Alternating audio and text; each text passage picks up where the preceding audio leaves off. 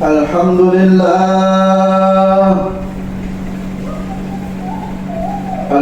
لله الذي فضلنا بلقاء شهر شعبان. هذا شهر يمكن فيه أن نستعمله لنيل البركات والرضوان.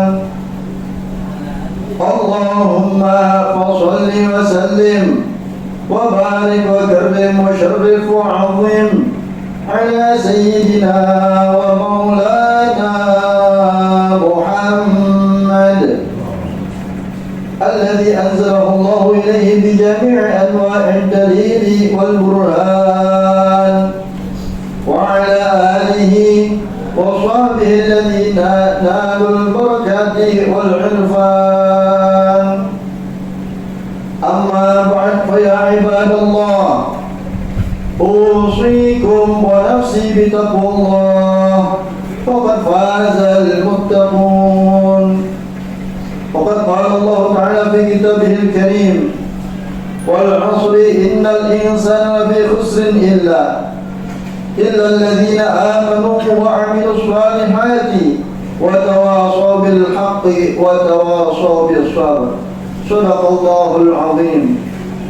Ma'asyiral muslimin rahimakumullah, marilah kita selalu tingkatkan ketakwaan kita kepada Allah Subhanahu wa taala dengan berusaha sekuatnya untuk menjalankan hal-hal yang menyebabkan kita mendapatkan pahala dan menjauhi hal-hal yang menyebabkan kita mendapatkan dosa.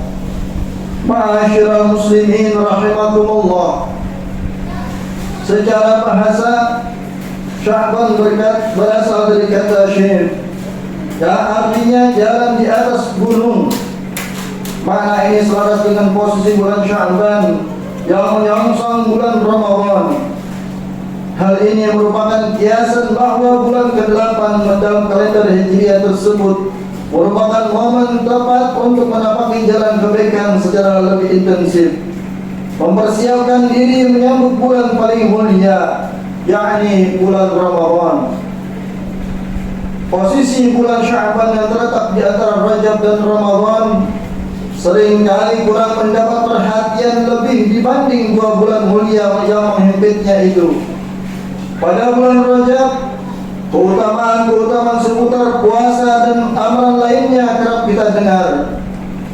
Di bulan Rajab pula kita mengenang peristiwa dahsyat yang dialami Rasulullah SAW, yaitu Isra dan Mi'raj. Bulan Ramadan lebih hebat lagi. Orang-orang seakan-akan menjadi manusia baru, berburu fadilah dan pahala berlipat di bulan suci ini. Namun tidak demikian dengan bulan Sya'ban. Dalam hadis riwayat Abu Dawud dan Nasai, Nabi menyebut, "Dzalika syahrun yaghfulun nasu anhu." Bulan Sya'ban itu adalah bulan yang biasa dilupakan oleh umat manusia. Dilupakan bukan berarti terhina. Ia diabaikan manusia karena manusia sendiri yang kurang menyadari kemuliaan bulan Sya'ban. Bukan akibat bulan Sya'ban itu sendiri tidak mulia. Sikap ini biasanya hanya terjadi di kalangan awam atau orang-orang yang secara rohani belum mendekat diri kepada Allah Subhanahu wa taala. Para salafus saleh memberi perhatian lebih pada bulan ini dengan beragam kegiatan ibadah, utamanya pada momen nisfu Sya'ban, yakni pertengahan bulan Sya'ban. Ma'asyiral muslimin rahimakumullah, bukti dari mulianya bulan Sya'ban ini bisa kita lihat dari sejumlah peristiwa penting bersejarah di dalamnya. Peristiwa ini bisa dipandang bukan semata sebagai fakta historis, tapi juga pertanda bahwa Allah memberikan perhatian spesial terhadap bulan ini. Pertama, pada bulan Sya'ban Allah menurunkan ayat perintah bersalawat kepada Nabi Muhammad SAW, sebagaimana yang tercantum dalam surat Al-Ahzab ayat 56. Innallaha wa malaikatahu yusholluna 'alan nabi ya ayyuhalladzina amanu shallu 'alaihi wa sallimu taslima. Sesungguhnya Allah dan para malaikatnya bersolawat untuk Nabi. Wahai orang-orang yang beriman, bersalawatlah kalian untuk Nabi dan ucapkan salam penghormatan kepadanya. Mayoritas ulama, khususnya dari kalangan mufassirin, sepakat bahwa ayat ini turun di bulan Sya'ban.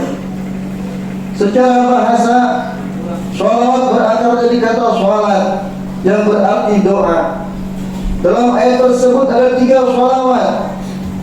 Sholawat yang disampaikan oleh Allah Subhanahu wa Ta'ala, sholawat yang disampaikan oleh para malaikat, dan perintah sholawat yang disampaikan oleh umat Rasulullah Muhammad SAW.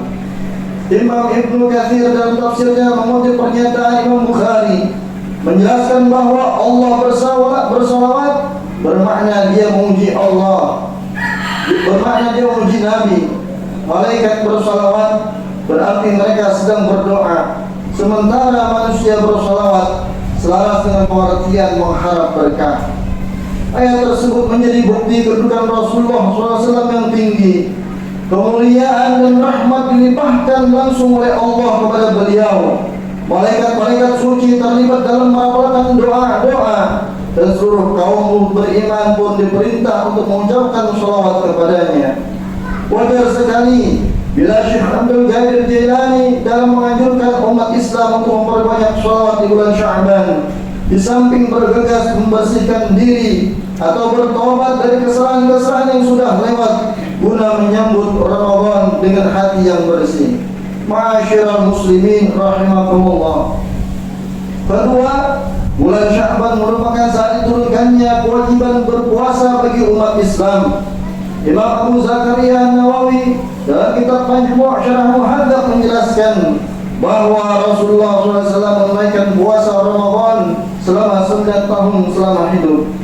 Dimulai dari tahun kedua Hijriah setelah kewajiban berpuasa tersebut turun pada bulan Sya'ban.